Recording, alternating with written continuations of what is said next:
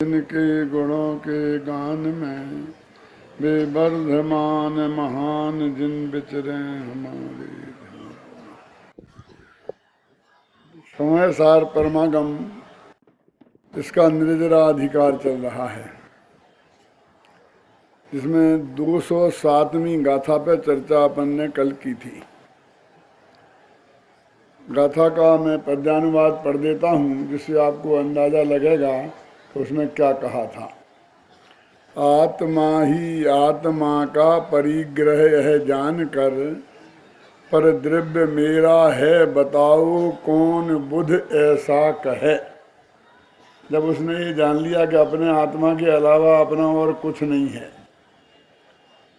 परि माने चारों ओर से द्रव्य क्षेत्र काल भाव से अपना आत्मा ही अपना है, ऐसा कौन बुद्धिमान व्यक्ति होगा कि इतना नक्की जान लेने के बाद फिर वो कहेगा कि ये पर पदार्थ मेरे हैं। माने ऐसा कहने वाला कोई बुद्धिमान तो होगा नहीं, कोई महामूर्ख ही होगा। इस बात को उन्होंने अत्यंत सभ्य भाषा में प्रश्नवाचक लगाकर कह दी, कौन बुध ऐसा कहे, यानी कोई बुद्धिमान व्यक्ति ऐसी बात नहीं करेगा। अब इसी बात को आगे बढ़ाते हुए वे बात कह रहे हैं। गाथा 208 और 209 ये दोनों का एक ग्रुप है, उसे आज चलाना है। मध्यम परिग्रहो यदि तदो अहम अजीवदम तुगाच्छेज रादेव अहम जम्मा तम्मान परिग्रहो मध्य छिज्जदुबा भिज्जदुबा निज्जदुबा अहम जादुबे पलयम जम्मा तम्मा गच्छदु तह विहुण हमो परिग्रहो मध्य। इसका हिंदी पद्यानुवाद। यदि परिग्रह मेरा बने तो मैं अजीब बनूं अरे, पर मैं तो ज्ञायक भाव हूँ इसलिए पर मेरे नहीं। छिद जाए या ले जाए कोई अथवा प्रलय को प्राप्त हो, जावे चला चाहे जहाँ पर परिग्रह मेरा नहीं। थोड़ा अंदाजा लगा होगा क्या कह रहे हैं आचार्य। वे कहते हैं कि ये पर पदार्थ है, यदि इन्हें मैं अपना बनाऊं तो चूंकि ये मेरे जीव से भिन्न होने से अजीब हैं, तो मुझे अजीब बनना पड़ेगा। पूज्य गुरुदेव श्री की भाषा में ये बात करूं तो वे कहेंगे कि यदि तू भैंस के साथ निकट का संपर्क स्थापित करेगा तो तुझे पाड़ा बनना पड़ेगा। भैंस का स्वामी पाड़ा होता है। यदि तू इस परिग्रह अजीब परिग्रह का स्वामी बनेगा तो तुझे अजीब बनना होगा। बोल, तुझे अजीब बनना स्वीकार है ना? महान लोग तो बहुत सभ्य भाषा में अपनी बात कहते हैं, इशारे में बात कहते हैं। हिंदी साहित्य में एक कहानी प्रसिद्ध है जो आज तक सर्वश्रेष्ठ कहानी मानी गई है। जो हिंदी साहित्य के अभ्यासी लोग हैं वो इस बात को जानते हैं कि उस कहानी का नाम है उसने कहा था। क्या नाम है? उसने कहा था। वो भी 100-150 वर्ष पहले जयपुर के एक विद्वान थे चंद्रधर गुलेरी शर्मा, उनके द्वारा लिखी हुई है। आज तक जितनी भी कहानियां लिखी गई सबसे महान कहानी उसे माना गया। क्या था इसमें ऐसा? पूरी कहानी पढ़ जाओ, हमने कई दफे पढ़ी कि उसने कहा था, उसका नाम कैसे रखा यही समझ में नहीं आता।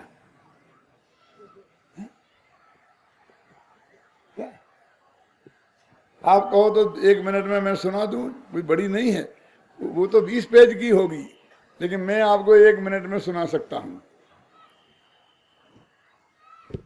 पंजाब की घटना है, अमृतसर की। एक लड़की दही की दुकान पर रोजाना दही लेने जाती थी और एक लड़का भी आता था, और वो लड़का रोजाना उससे पूछता था, तेरी कुमड़ाई हो गई, माने तेरी सगाई शादी हो गई क्या? तो वो धत तेरे की कह के चली जाती थी और कोई जवाब नहीं देती थी। और कहानी यहां से शुरू होती है और अब कहानी चलती रहती है, पता ही नहीं चलता है क्या है। अंत में क्या होता है कि उस लड़की का पति सूबेदार होता है सेना का, और उसी सूबेदार के अंडर में वो उसका जो से छेड़खानी करने वाला बालक, उसके अंडर में एक साधारण सैनिक होता है। और जब एक मोर्चे पे दोनों की ड्यूटी लगती है, ख्याल में आई ना, तो दोनों की ड्यूटी लगती है और जब मरने का नंबर आ जाता है तो वो सूबेदार की जान, गोली जो सूबेदार की छाती में लगनी थी वो अपनी छाती पर झेल लेता है और वो मर जाता है, मरना जाता है। तो उसका जो वो ऑफिसर था वो उससे पूछता है कि तूने ऐसा क्यों किया? हर एक को अपनी जान प्यारी होती है, लेकिन तूने अपनी जान की बाजी लगाकर मेरी जान क्यों बचाई? क्या? तब वो कहता है कि उसने कहा था, बल्कि अंत में बिल्कुल अंतिम वाक्य क्या कहता है? उसने कहा था। अब किसने कहा था, क्या कहा था, पता ही नहीं चलता। क्यों? जब गहराई में जाओ तो पता चलता है कि जब वो रवाना हो रहे थे ना दोनों, तो वो सूबेदार की पत्नी और उसकी प्रेमिका उन दोनों को रवाना कर रही थी। तो सूबेदार साहब को रवाना कर चुकी तो ये भी उनके पास पहुंचा। तो उसने कहा था कि आज मैं अपने मालिक को तेरे सुपुर्द कर रही हूं। क्या? इनकी जान का ख्याल रखना, बस ये बात उसके दिल में जमी थी, अपने ऑफिसर के नाते नहीं। क्यों? और उसने कहा कि तुमने मुझे मेरे पीछे अपनी जान गोली अपनी छाती पे क्यों झेली? तो उसने क्या कहा? उसने कहा था, समझे? वो कहानी इतनी सर्वश्रेष्ठ कैसे हो गई? इतनी सी बात को जो मैंने आपको 1 सेकंड में सुना दी, उसमें 20 पेज में लिखी है।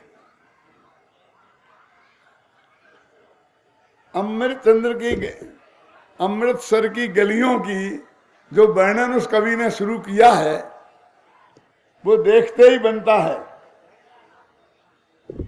अमृतसर की गलियों में उस जमाने में तांगे चलते थे और तांगे वाले तांगा चलाते जाते थे और मुंह से बोलते जाते थे, बच जा पुत्ता प्यारियां, यदि तू अपने पुत्रों को प्यारी है तो बच जा, मेरे रास्ते में क्यों आती है, मर जाएगी,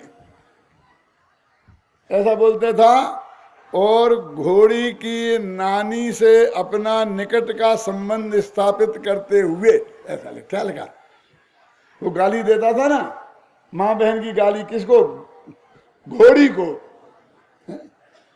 तो माँ बहन की गाली को उसने किस भाषा में लिखा? बोलो कैलाश जी। कि घोड़े की नानी से अपना निकट का संबंध स्थापित करते हुए जब वो ऐसा बोलता था और उसकी पंजाबी भाषा में लिखा तो आप एकदम दिल तड़प जाएगा। ऐसा ऐसा वर्णन युद्ध का और सारा वर्णन उसमें है।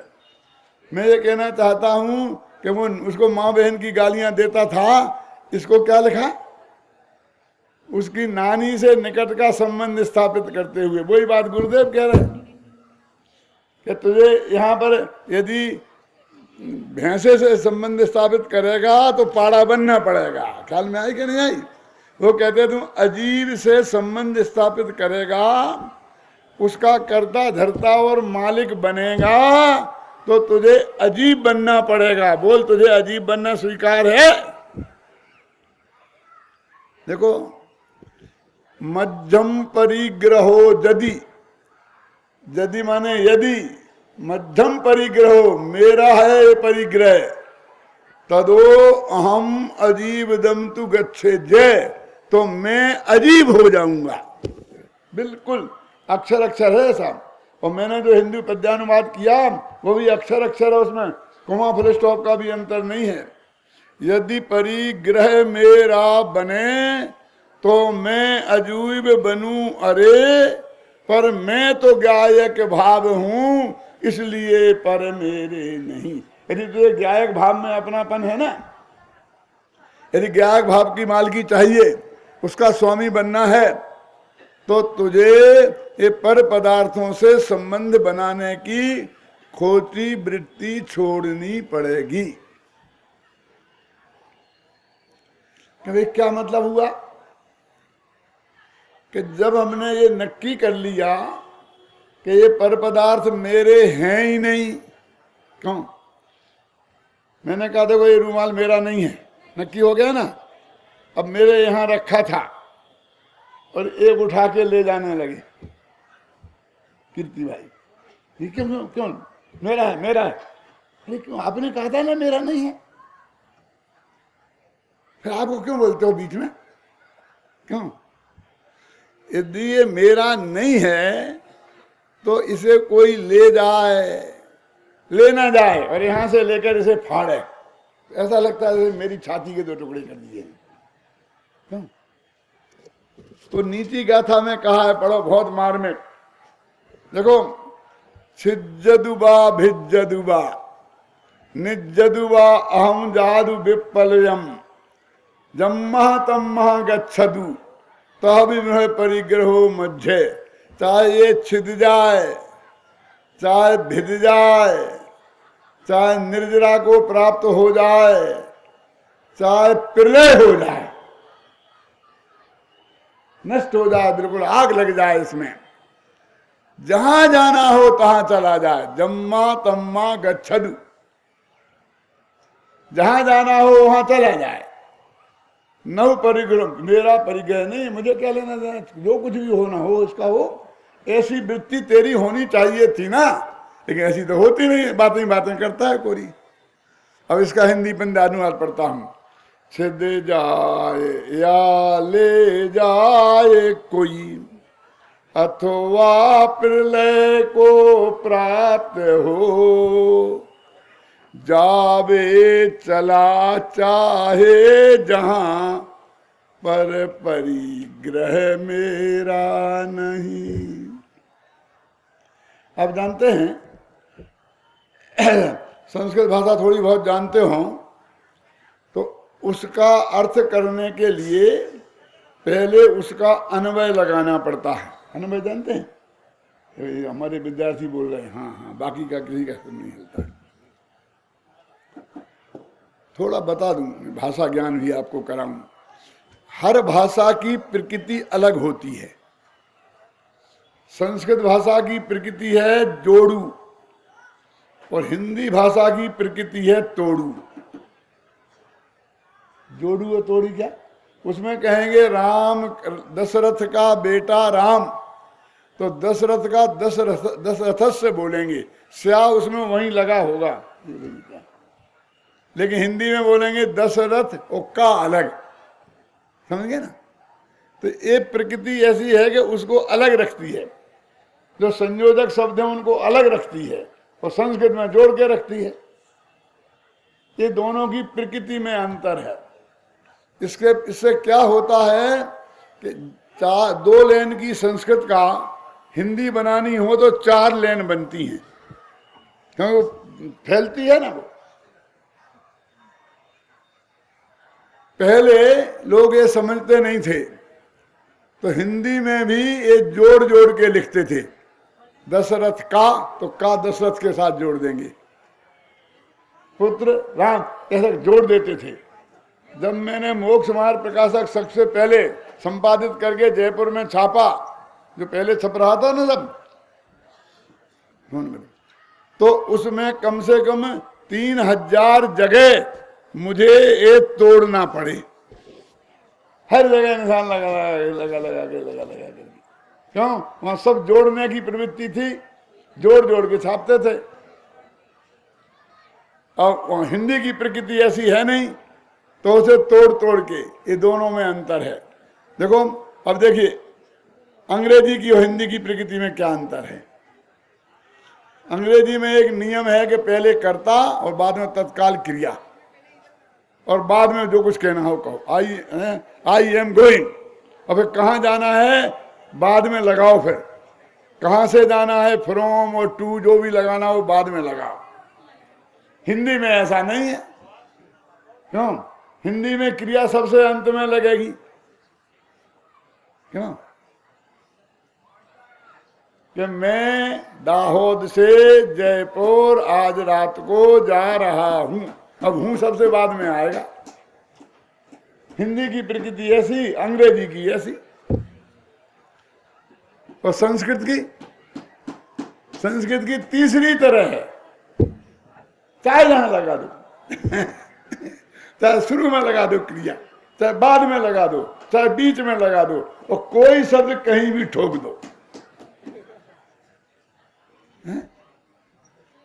और उसका भी एक नियम है। जैसे मैं जाता हूं, तो सीधा बनेगा अहम गच्छामि, लेकिन संस्कृत में कहेंगे गच्छाम्यहम्। गच्छामि पहले बोलेंगे, अहम बाद में बोलेंगे। कि क्यों? क्योंकि इन दोनों को ऐसा करने से दोनों में संधि हो जाती है, विग्रह मिट जाता है। जानते हो ना, समाज में विग्रह होता है तो कितना झगड़ा होता है, वो संधि हो जाती तो कितना बढ़िया वातावरण बन जाता है। संस्कृत भाषा वाले कहते संधि होनी चाहिए। क्यों? संधि होना चाहिए, विग्रह नहीं होना चाहिए। समझ गए ना? तो वो इसके लिए स्थान बदल देती है। अहम गच्छामि की जगह गच्छाम्यहम्। अब एक क्यों पढ़ा रहे व्याकरण? इसलिए पढ़ा रहा हूं कि संस्कृत में ऐसी भाषा होने से बहुत कम में काम हो जाता है, लेकिन जब हम अर्थ करते हैं तो अन्वय लगाना पड़ता है। माने उस भाषा को हमें सीधी करनी पड़ती है हिंदी के हिसाब से। ख्याल में है ना? अब हिंदी में इसलिए हमने जो पद्यानुवाद किया, तो पद्य में भी कभी कभी दिक्कत होती है। कोई भाषा बदलनी पड़ती है, कोई शब्द आगे पीछे ले जाना पड़ता है, लेकिन सबसे बढ़िया पद्य वो है जो गद्य जैसा लिखा जाए। चाहे आप गद्य में पढ़ो और चाहे आप पद्य में पढ़ो, लेकिन कोई शब्द की पलटा पलटी नहीं करनी पड़े, वो सबसे बढ़िया पद्य लेखक माना जाता है। पांडे राजमल जी, जिनकी चर्चा कल की थी, वो संस्कृत भाषा के ऐसे विद्वान थे कि वे पद्य भी लिखते थे तो गद्य जैसा, कहीं कहीं कोई अन्वय करने की जरूरत नहीं है। मैंने कोशिश की इन पद्यानुवाद में कि किसी को अन्वय नहीं करना पड़े, चाहे वो गद्य में पढ़ ले चाहे पद्य में पढ़े, लेकिन बात उसकी समझ में आती चली जाए, बच्चे से बच्चे की समझ में। अब इस दृष्टि से आप ध्यान देना, मैं गाथाएं एक बार पद्यानुवाद फिर पढ़ता हूं, फिर आगे पढ़ चलेंगे अपन। यदि परिग्रह मेरा बने तो मैं अजीब बनूं अरे, पर मैं तो गायक भाव हूं इसलिए पर मेरे नहीं। है कि कोई दिक्कत? दे जाए या ले जाए कोई, अथवा प्रलय को प्राप्त हो, जावे चला चाहे जहां पर, परिग्रह मेरा नहीं। वो ये कह रहे भाई, जब तुमने ये निर्णय किया कि ये पर पदार्थ मेरे नहीं हैं, ये मैं नहीं हूं, मैं इनका स्वामी नहीं हूं, मैं इनका कर्ता भोक्ता नहीं हूं, तो इसमें जो छोटा बहुत परिवर्तन होता है उससे तुम्हारा ब्लड प्रेशर क्यों बढ़ता है? क्यों? जब तुम्हारा इससे कोई संबंध ही नहीं है। तो हमारी परिणति ऐसी होनी चाहिए ना, कैसी? छिद जाए या भिद जाए या कोई ले जाए या प्रलय को प्राप्त हो जाए, और क्या कहें? जहां जाना हो वहां चला जाए, मुझे क्या लेना देना, जाओ चाहे रहो, चाहे जहां पड़ा रहे, चाहे वहां जाए, चाहे जो कुछ भी हो, है? लेकिन हमारा ऐसी वृत्ति नहीं होती है। हमारी वृत्ति तो उसके पीछे हम मरने मिटने को तैयार हैं। जरा सी छोटी बात पर विचार करें सेवंती भाई, जब मैं जयपुर आया था 45 साल पहले की सही घटना है, बच्चे छोटे छोटे थे, 8-10 बरस से बड़ा कोई नहीं था, तो हम बगीचे में घूमने के लिए ले गए। वहां बैठे तो बगीचे पर एक पेन पड़ा था किसी का, छूट गया होगा पड़ा, तो दादा यहाँ पेन पड़ा है तो पड़ा रहने दो, नहीं कोई ले जाएगा तो ले जाएगा, अपन को क्या करना, कोई ना कोई तो ले ही जाएगा ना। अच्छा ऐसे अपन पुलिस वाले को दे दें, वहां जमा करा दें, ये कर दें वो कर दें, लेकिन क्यों तुम शांति से बैठ नहीं सकते? कि कोई ना कोई तो ले जाएगा ना लेकिन तेरे को क्या, तेरा नहीं है ना, बोला होता है नहीं, मुझे चैन नहीं पड़ेगी। 10,000 के नोट यहां पड़े हों कहीं, मैं बोलता हूं आप छाती पे हाथ रख के विचार करो कि कौन ऐसा है, अपने मन में ही जवाब देना, ऊपर से मत देना, नहीं तुम्हारी भी इज्जत जाएगी और मेरी भी जाएगी। क्यों? कि चुपचाप कोई ना देख पाए और वे पड़े आपको दिखें तो आप क्या करेंगे? क्या करना चाहिए और क्या करेंगे, आप विचार करो। मैं बता दूं क्या करेंगे? उन नोटों की गड्डी देखेंगे और चारों तरफ देखेंगे, आसपास कोई है तो नहीं क्यों? यदि आसपास कोई दिखाई नहीं दिया तो वो हमें पच जाएंगे, उठा लेंगे। क्यों? यदि साथ में 2 जने हैं तो एक दूसरे की तरफ देखेंगे और कहेंगे अर्धम अर्धम स्वा क्यों? यदि 3-4 हुए तो मुश्किल है, फिर भी उठा लेंगे और कहेंगे भैया अपन एक पार्टी देंगे इसकी। वो चारों में बट नहीं सकते, फिर पार्टी देने पे आ जाएंगे।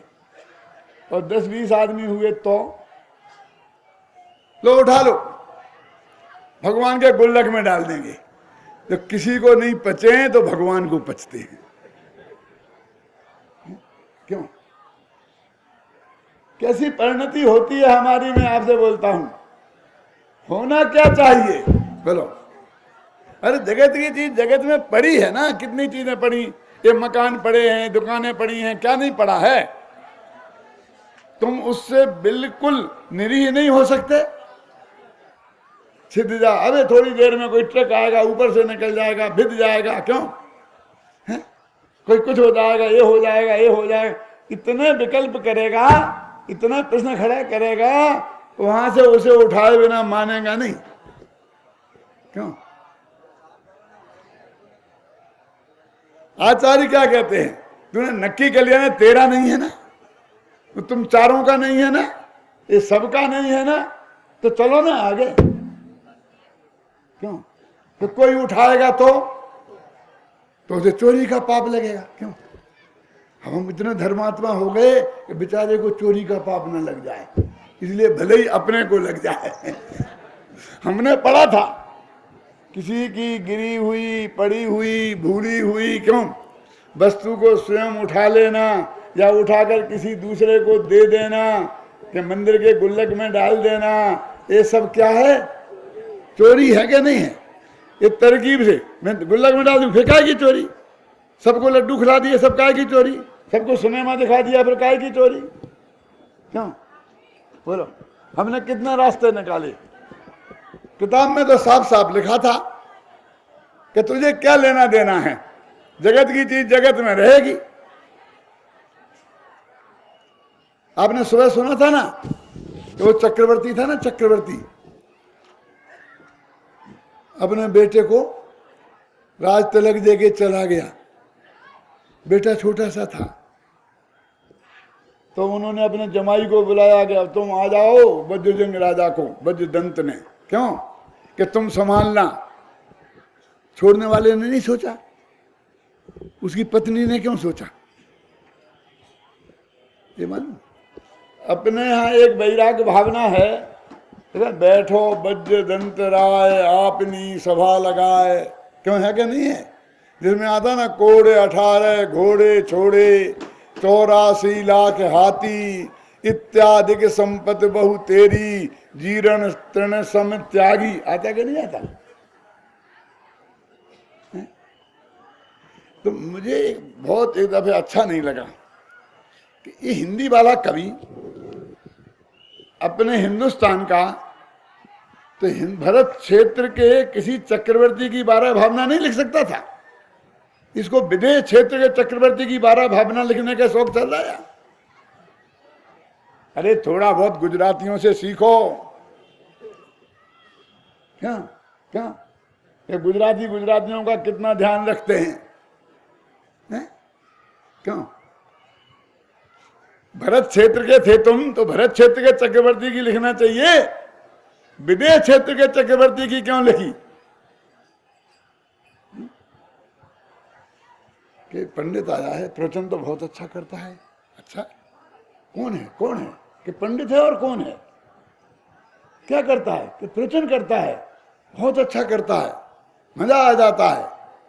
तो छह कौन? कहा ना पंडित है। पंडित तो छह, पण अपना गुजराती चाहिए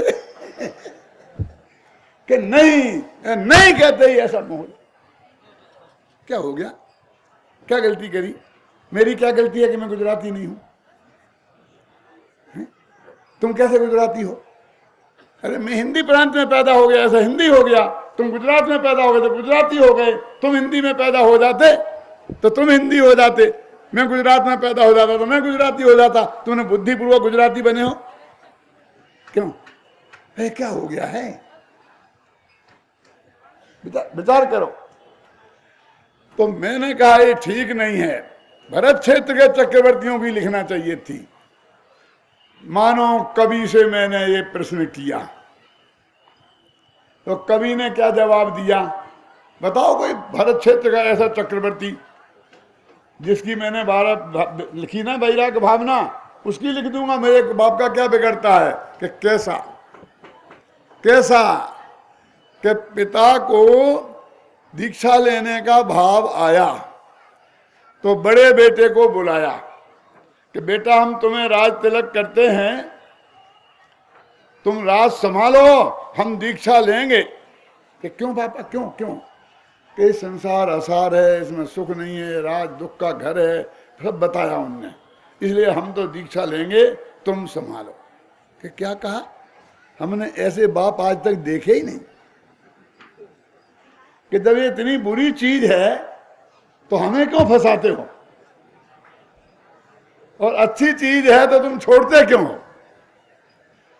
तुम मेरी समझ सोई समझ हमारी, हमें नृप पद क्यों दिया?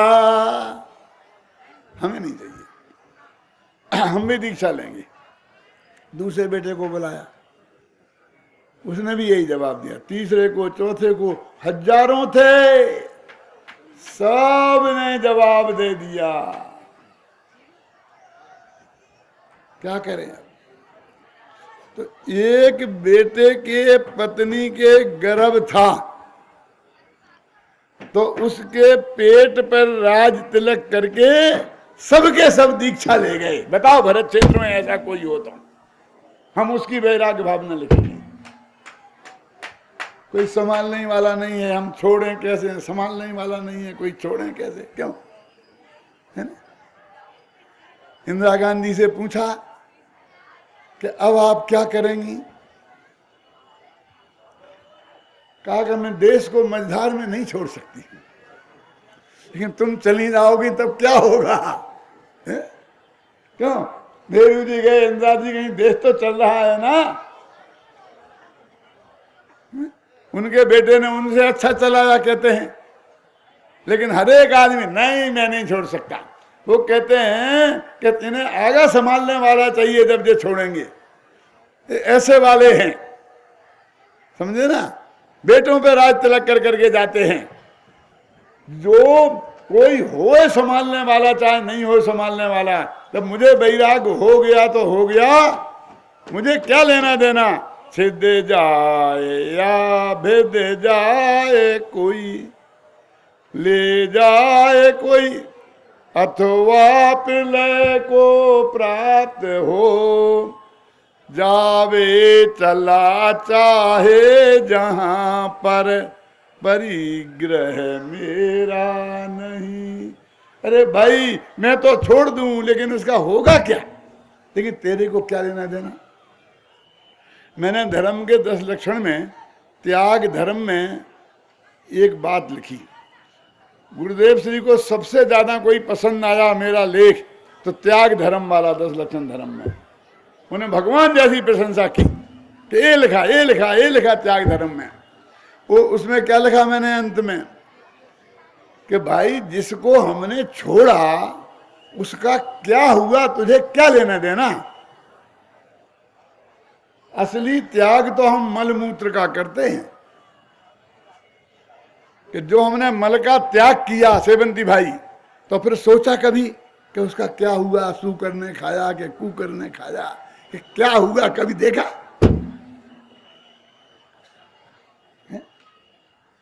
लेकिन उसको तूने त्याग दिया और फिर भी संभालने का भाव तेरे के अंदर में विद्यमान है, तो तूने छोड़ा क्या? संभाल तो तू सकता ही नहीं है, तुम तो विकल्प कर सकता है, और विकल्प तो तू कर ही रहा है। क्या बोलिए?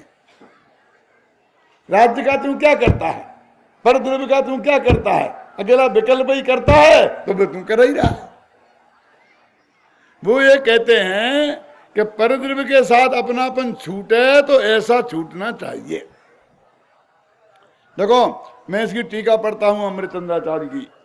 यदि अजीब परद्रव्य रूप परिग्रह को मैं अपना मानूं तो वह अवश्य ही मेरा स्व होगा और मैं उसका स्वामी हो जाऊंगा, तथा जो अजीब का स्वामी होगा वह वास्तव में अजीब ही होगा। इस प्रकार लाचारी से मुझे अभी अजीबत्व तो आ पड़ेगा। मेरा स्व तो एक गायक भाव ही है और मैं उसी का स्वामी हूं, इसलिए मुझको अजीबत्व तो ना हो, मैं तो ज्ञाता ही रहूंगा और परद्रव्य का परिग्रह नहीं करूंगा।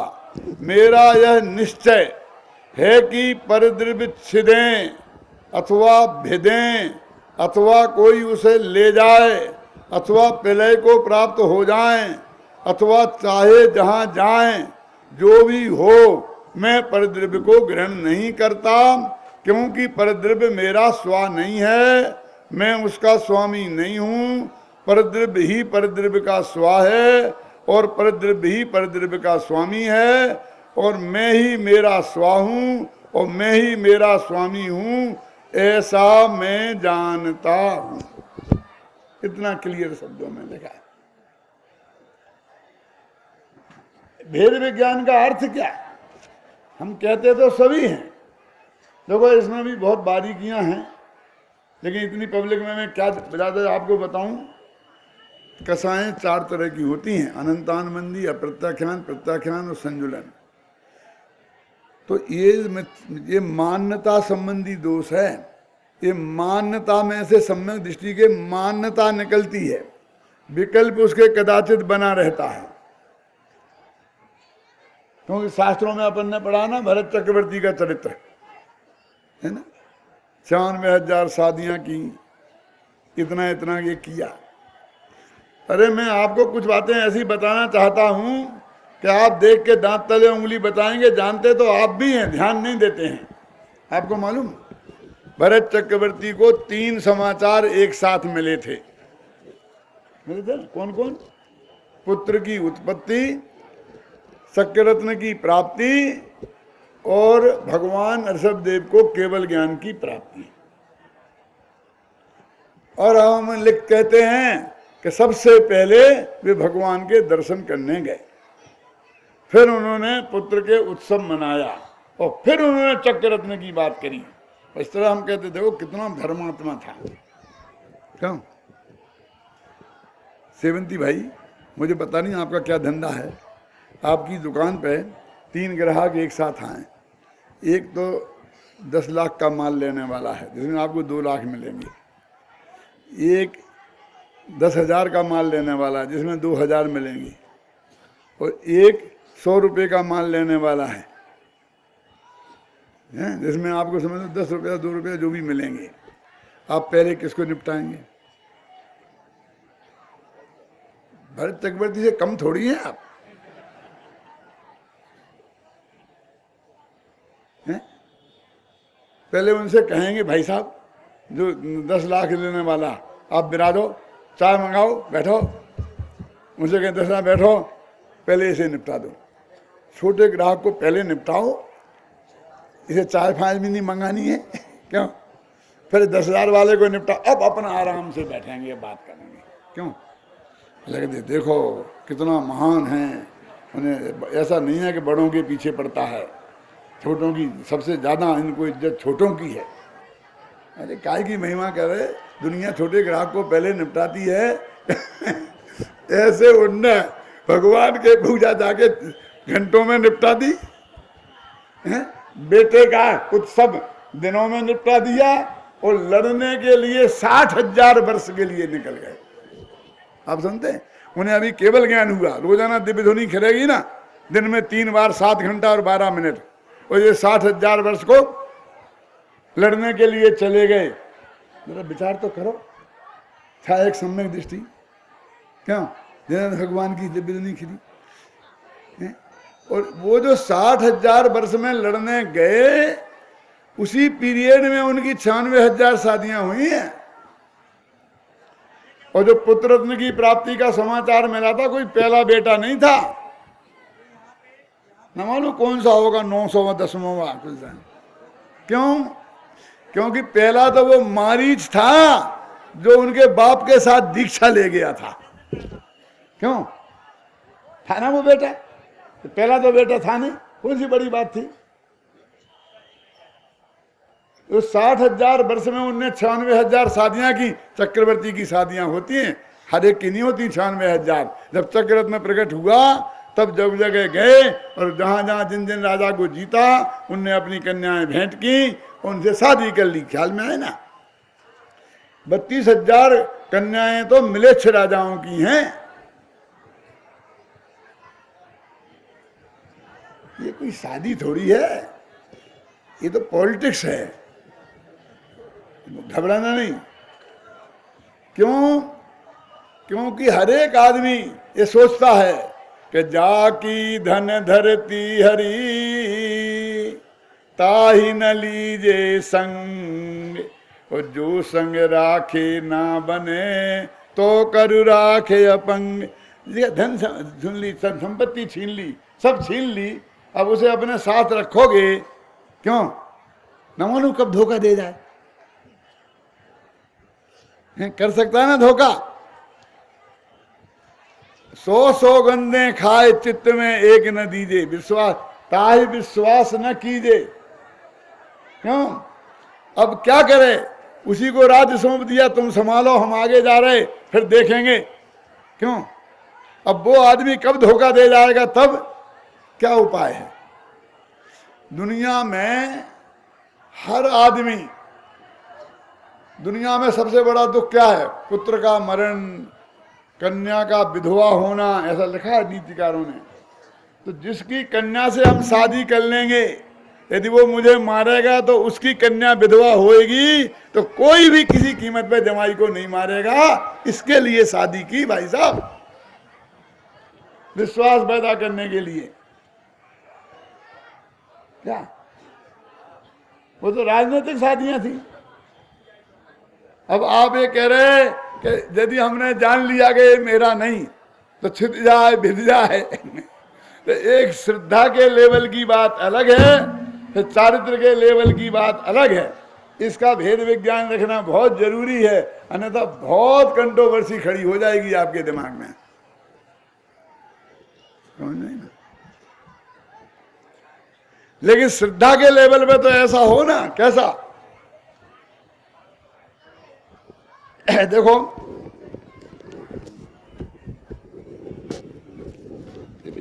क्या है इसमें, फंस जाता है तो चिपक जाते हैं साथ उस पे।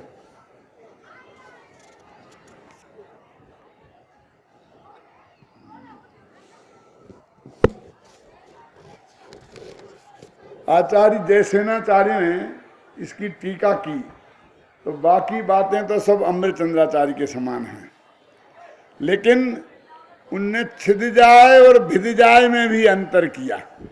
आप जानते हैं छिद जाए में और भिद जाए में क्या फर्क है? बोलो, छिद जाए और भिद जाए में क्या फर्क है? बोलो, जानते हैं? क्यों, तुझे तो पता हो गई। जयसेनाचार्य ने इसमें लिखा है, एक किताब 20 साल पहले छपी है, अब नहीं हो पता तो मैं क्या करूं।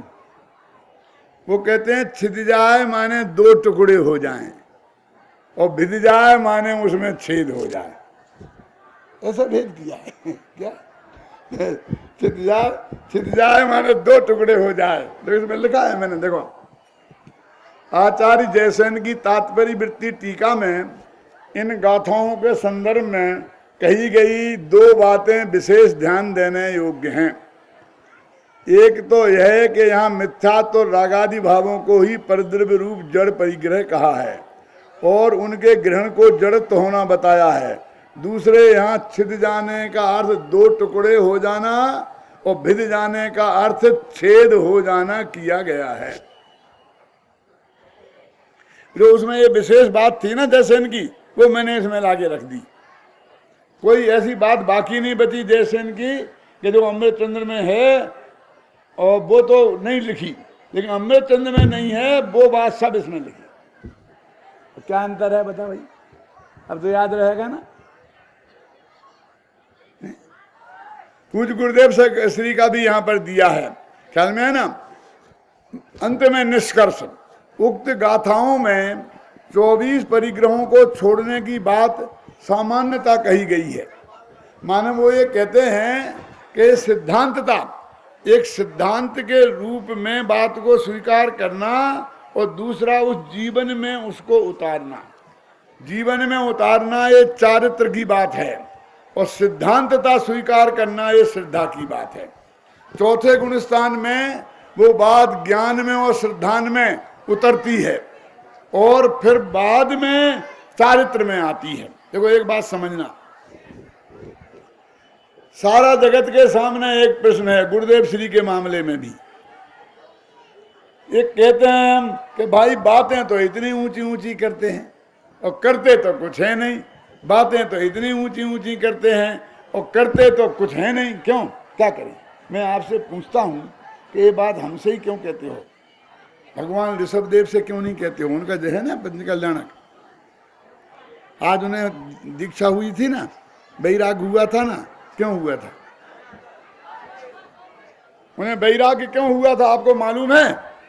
इसलिए हुआ था कि नीलांजना की मृत्यु देख करके उन्हें बैराग हो गया था।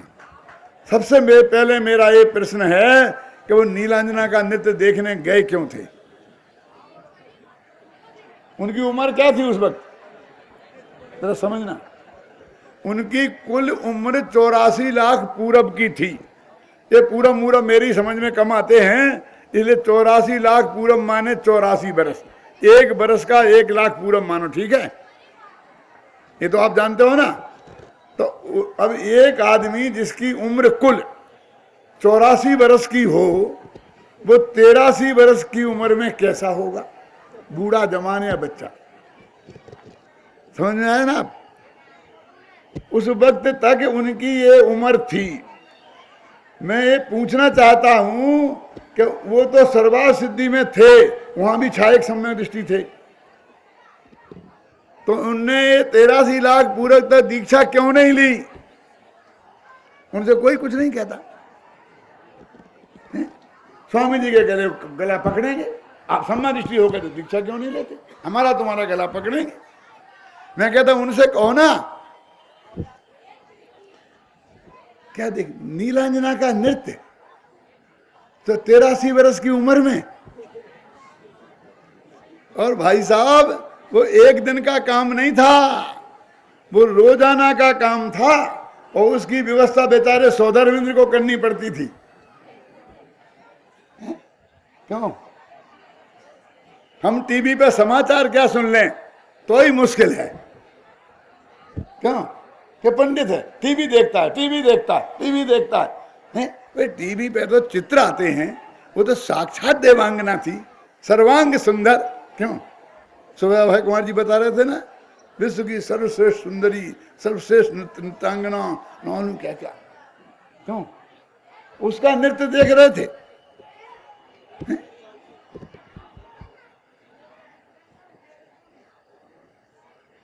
कि भाई इस श्रद्धा की बात अलग है और चारित्र की बात अलग है, इन दोनों को तुम मिक्सचर मत करो।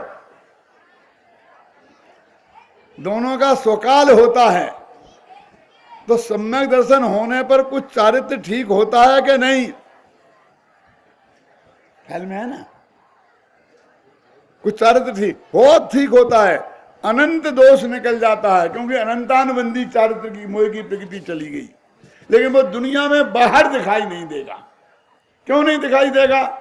इसलिए दिखाई नहीं देता है कि हमारे जीवन में जितना पाप है, ध्यान से सुनना, मन में उससे अनंत गुना पाप है। यदि मन की बात जवान पे आ जाए तो दुनिया में कोलाहल मच जाए, और क्रिया में आ जाए तो प्रलय हो जाए। ऐसा कौन आदमी है कि जिसे देखकर किसी ना किसी नालायक को मारने का भाव नहीं आया हो? यदि वो भाव वाणी में आ जाता तो क्या होता, और क्रिया में आ जाता तो कौन बचता? इतनी माताएं बहनें यहां बैठी हैं, कुरूप से कुरूप माता बहन। ऐसा कौन माता बहन है कि जिसे देखकर किसी ना किसी नालायक के मन में कोई खोटा भाव नहीं आया हो? और यदि वो वाणी में आ जाता और क्रिया में आ जाता तो क्या होता? एक माँ बहन की इज्जत सुरक्षित नहीं थी। हमारे मनों में अनंत गुणा है और क्रिया में अनंत भाग है। सबसे पहले मन की सफाई होती है, श्रद्धा की सफाई होती है, और वो पाप क्रिया में दिखाई नहीं देता। 5 जो पाप हैं, गवर्नमेंट से प्रतिबंध है, जेल जाना पड़ेगा। चोरी करोगे, परस्त्री सेवन करोगे, हिंसा करोगे, जाना पड़ेगा ना। उस डर के मारे हम कितना बिल्कुल शुद्ध सात्विक दिखते हैं, लेकिन हमारे मन में करे तो कौन रोकता है? तो मन की सफाई जब तक होती है तो अनंत गुणा पाप चला गया, लेकिन बाहर से जीवन में देखने में नहीं आता। इसलिए इन दोनों को मिलान नहीं करना। अभी ये श्रद्धा और ज्ञान की बात कह रहे हैं कि तुम श्रद्धा में पक्का निर्णय करो कि पर द्रव्य मेरा नहीं है, नहीं है और नहीं है।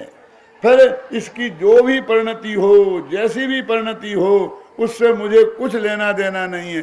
ठीक है, मेरा तो नहीं है, लेकिन कोई इसको नष्ट भ्रष्ट तो नहीं करे, कोई इसको ऐसा तो नहीं करे। ऐसा विकल्प रखोगे तो वास्तव में तुमने ये मेरा माना ही नहीं कहलाएगा। इन दोनों गाथाओं में ये बात कही है। आगे भी निष्कर्ष की गाथाएं बहुत मार्मिक आने वाली हैं, जिनकी चर्चा अपन कल करेंगे।